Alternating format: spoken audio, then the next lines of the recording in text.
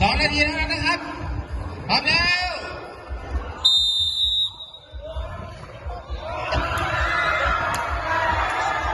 โอ้ยลูกที่สองโอ้ยจะเป็นอย่าเปียกเอ๊ะอย่าเปียกเอ๊ะจะเป็นซูเมนเนาะโอ้ยอย่าเปียกเอ๊ะอย่าเปียกเอ๊ะตื่นหลังห้างเดี๋ยวลูกปืนไม่เด็กหรอกว่าแล้วโอ้ยตอนนี้พยานลูกปืนแล้วล่ะย่านดำปืนมันลอยมาแล้วเหมือนปืนแตกไกลโอ้ยอยากเปียกเองอยากเปียกเองเอาเดี๋ยวอย่าเพิ่งฟังนะครับแหมจะบอกว่าพักวัน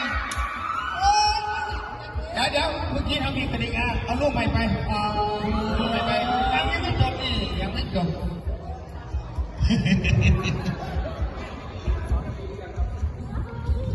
ลูกสุดท้ายครูสัญญาว่าครูจะยืนอยู่ตรงนี้ถึงแม้ว่าน้ำจะมาอยู่ข้างหน้าครูก็จะยืนอยู่ยิงในทะลองโลดสูงไม่หลบแล้ววันเราจะยืนที่นี่วันเมื่อเราไม่ได้ใครจะน้อยวันอ่ะลูกสุดท้ายนะครับลูกสุดท้ายพร้อมแล้วเย้